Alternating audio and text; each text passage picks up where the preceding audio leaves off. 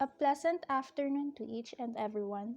For today, we are going to discuss the continuation of the Chapter 6, tackling about the actions for breach of contract of sale of goods. This is Anne Gabriel P. Ureta, and I am going to share to you first the contents of my report. We will start discussing about the Article 1597, which states what are the actions that may be done by the seller in case the buyer refused to acknowledge the contract of sale. Followed by Article 1598, that is about the specific performance to be applied by the buyer through the court against the seller. Next is Article 1599, which is about the other remedies available for the buyer in case the seller breached the contract of sale, and some other supporting articles and situations. Now, let's proceed. Article 1597 states that in the following situations, where the goods have not been delivered to the buyer, and the buyer has repudiated the contract of sale, which means na hindi na ina-acknowledge ng buyer yung contract. Or, if the buyer has manifested an inability to perform his obligations, like for example, hindi na siya makabayad, si buyer, ng mga binili niya, since one common obligation ni buyer is to pay for the goods. Or if the buyer has committed a breach thereof, the seller may totally rescind the contract of sale. So anong dapat nating tandaan with regards to Article 1597? Number 1, this article only applies when the goods are not delivered to the buyer. And number 2, the seller is required to give notice of rescission to the buyer. Meaning, dapat i-notify ni seller yung buyer na nire-revoke niya na yung agreement or yung contract of sale and ask for the damages. But in some cases, for example, malaki pala yung value ng goods na binibili ni buyer and nag-cancel siya ng order. The seller promptly filed a case for the damages. So kapag nagdemanda ka na agad-agad, notifying the buyer is not necessary since obvious naman na kapag nagdemanda ka, you are also rescinding the contract. Next is Article 1598, where the seller has broken a contract to deliver a specific or a certain goods, a court may, on the application of the buyer, direct that the contract shall be performed specifically without giving the seller the option of retaining the goods on payment of damages. The judgment or decree may be unconditional or upon such terms and conditions as to damages, payment of the price, and otherwise as the court may deem just. So, ibig sabihin po nito, si buyer daw ay may right to file a specific performance through the court. But what is specific performance?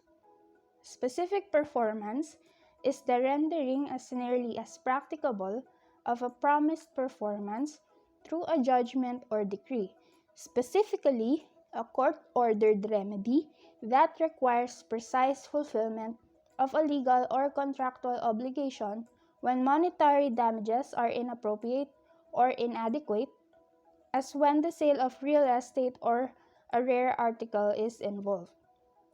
Let's say, for example, the buyer asks for a specific fulfillment of an obligation from the seller. Hindi pwedeng basta-bansang i-cancel ni seller yung contract of sale. Hindi rin po pwede na i-retain ng seller yung goods and then babayaran na lang niya yung respective amount ng damages. So dito, we need to know if the seller is guilty of not having the goods delivered to the buyer.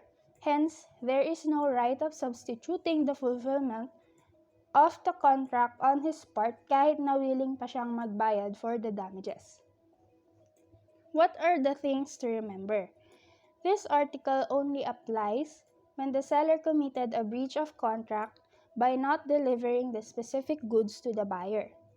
Number 2, the buyer should apply with the court for specific performance to compel the seller to deliver the specific goods. Number 3, there must be an order from the court. Kung naalala nyo yung sa definition kanina ng specific performance, it is a court-ordered remedy. So, ibig sabihin, the court may only make an order for specific performance only if the buyer applies for it. Otherwise, hindi pwedeng mag-appeal si buyer and nag-ask ng specific performance directly to the seller. Next is Article 1599. These are the remedies available for the buyer in case the seller breached the contract. The buyer may, at his election, number 1, accept or keep the goods and set up against the seller the breach of warranty by way of recoupment in diminution or extinction of the price. So as a defense for the buyer, pwede niyang i-keep yung goods as is and ask for reduction in price. One example is kapag bumili ka ng 20 boxes of apples, which cost 20,000 pesos. And nung pagdating sa'yo ng boxes, yung 5 palang box ay puro bulok yung apples. So this will allow you as a buyer to ask for recoupment. In this case, since 5 boxes is equivalent to 5,000 pesos. So yung 15,000 na lang yung dapat mong bayaran. Next, number 2, accept or keep the goods and maintain an action against the seller for damages for the breach of warranty. Number 3 is almost same lang ng number 2. Ang kaibahan lang is hindi mo tatanggapin yung goods and then maintain a legal action for the damages. And lastly, number 4, rescind the contract of sale and refuse to receive the goods, or if the goods have already been received, return them or offer to return them to the seller and recover the price or kung magkano man yung halaga na nabayaran mo na sa seller. Now that we have discussed the alternative remedies, we need to take note of this. When the buyer has claimed and been granted a remedy in any one of these ways, no other remedy can thereafter be granted, without prejudice to the provisions of the second paragraph of Article 1191, which reads, "The injured party may choose between fulfillment and the rescission of the obligation, with the payment of damages in either case. He may also seek rescission even after he has chosen fulfillment if the latter should become impossible." So ayun nga kanina, we discussed na may right si buyer to ask for fulfillment in form of a specific performance and also the other remedies available. Pwede niya rin na i-rescind na lang yung contract kung hindi na talaga ma-fulfill ng seller ang obligation and just ask for the damages. Now, what are the instances na hindi pwedeng i-rescind ni buyer yung sale? Where the goods have been delivered to the buyer, he cannot rescind the sale if, number 1, the buyer knew of the breach of warranty when he accepted the goods without protest. So, kung tinanggap ng buyer yung goods and hindi niya ni-notify yung seller or hindi siya nagreklamo, then hindi niya pwedeng i-rescind ang sale. Number 2, the buyer fails to notify the seller within a reasonable time of the election to rescind. Dito naman, the buyer should have notified the seller, preferably right after niyang malaman na kunyari may damage yung goods na na-deliver sa kanya. Number 3, the buyer fails to return or to offer to return the goods to the seller in substantially as good condition as they were in at the time the ownership was transferred to the buyer or right after ma-deliver sa kanya. But if deterioration or injury of the goods ay dahil sa breach of warranty, hindi dapat nito i-prevent yung buyer na ibalik ulit yung goods sa seller and he can also still rescind the sale. Now, what will be the effect of rescission on the buyer's rights and obligations?